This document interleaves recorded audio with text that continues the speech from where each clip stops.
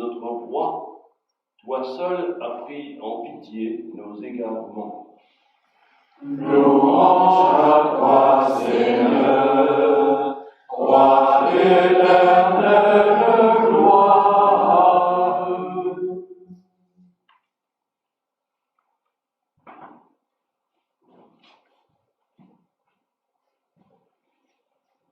Le Seigneur soit avec vous. Et avec votre esprit. Évangile de Jésus-Christ selon saint Matthieu. Gloire à toi, Seigneur. En ce temps-là, l'un des 12, nommé Judas Iscariote, se rendit chez les grands prêtres et leur dit : « Que voulez-vous me donner si je vous le livre ?» Ils lui remirent 30 pièces d'argent. Et depuis, Judas cherchait une occasion favorable pour le livrer. Le premier jour de la fête des pains sans levain, les disciples s'approchèrent et dirent à Jésus : « Où veux-tu que nous fassions les préparatifs pour manger la Pâque ?» Il leur dit : « Allez à la ville chez un tel et dites-lui : le Maître te fait dire : mon temps est proche. C'est chez toi que je veux célébrer la Pâque avec mes disciples. » Les disciples firent ce que Jésus leur avait prescrit et ils préparèrent la Pâque. Le soir venu, Jésus se trouvait à table avec les 12. Pendant le repas, il déclara : « Amen, je vous le dis, l'un de vous va me livrer. » Profondément attristés, ils se mirent à lui demander, chacun à son tour : « Serait-ce moi, Seigneur ?» Prenant la parole, il dit : « Celui qui a servi au plat en même temps que moi, qui s'est servi au plat en même temps que moi, celui-là va me livrer. Le Fils de l'homme s'en va, ainsi qu'il est écrit à son sujet. Mais malheureux celui par qui le Fils de l'homme est livré. Il vaudrait mieux pour lui qu'il ne soit pas né, cet homme-là. » Judas, celui qui le livrait, prit la parole. « Rabbi, serait-ce moi ?» Jésus lui répond : « C'est toi-même qui l'as dit. » Acclamons la parole de Dieu. Louange à toi, Seigneur Jésus.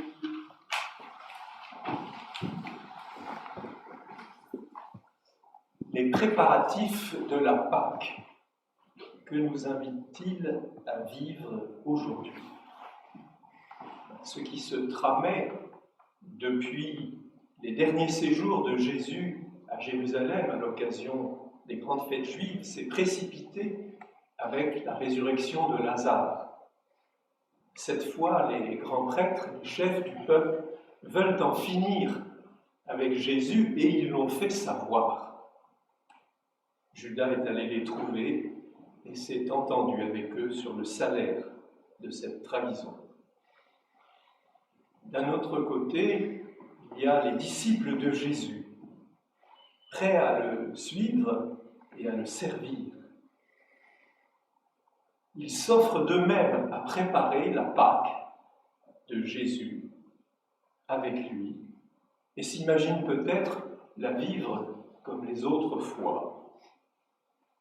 Malgré le climat inquiétant qui règne autour d'eux et les avertissements de Jésus qui ont alourdi encore ce climat.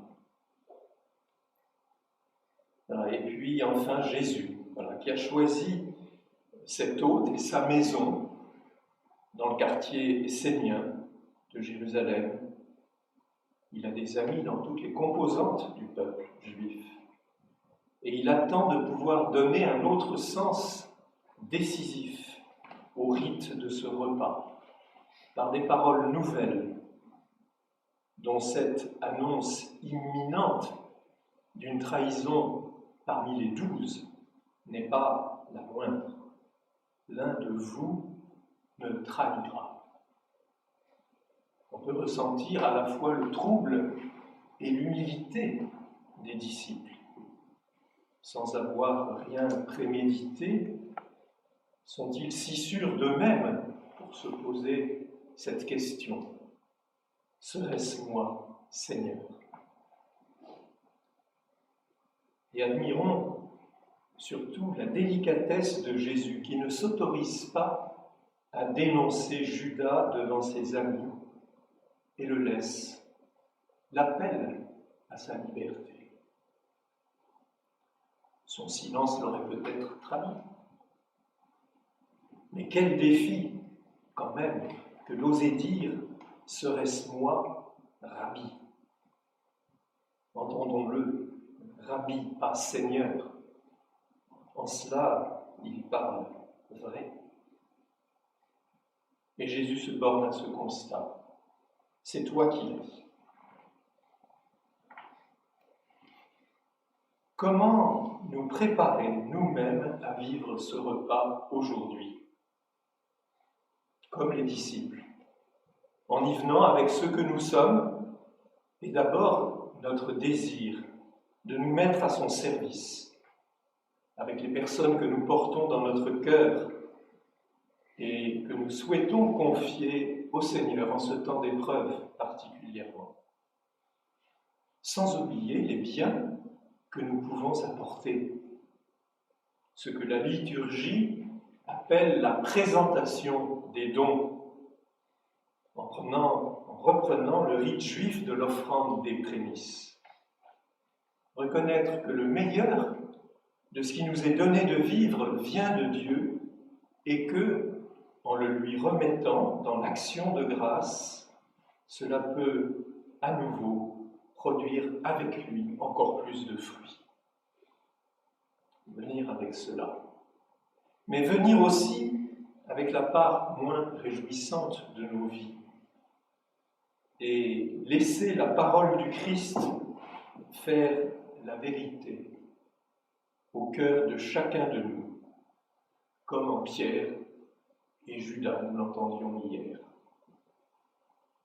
Laisser aussi sa présence questionner les a priori politiques et économiques d'un monde dont l'organisation tolère tant d'êtres humains qui sont broyés et dont le cri monte vers Dieu. Oui, Dieu s'est engagé en sa chair. Il fait corps avec toutes ces victimes de guerre, de pandémie, de noyades dans la Méditerranée, qui révèlent le mensonge des a priori, des calculs et des inerties qui tuent. Devant tout cela, nous éprouvons les limites de notre compassion comme les limites de nos moyens. Dieu les connaît. Dieu nous demande, en nous confiant à lui, de libérer les vraies forces qu'il pourra nous donner. Amen.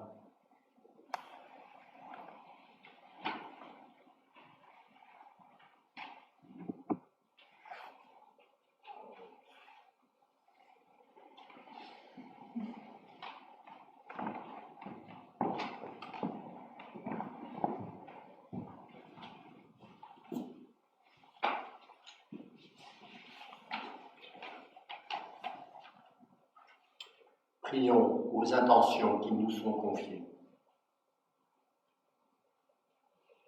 Prions pour nos compagnons âgés de la Chaudrée, de Vanves, de l'île Station et toutes les personnes des EHPAD éprouvées par le Covid-19.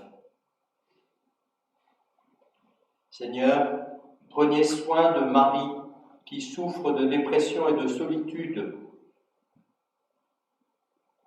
de sœur Reine, dont le frère est décédé à 50 ans au Togo, de Chloé, qui vient de perdre sa grand-mère qu'elle aimait beaucoup et dont la maman souffre d'un cancer, de parents très âgés,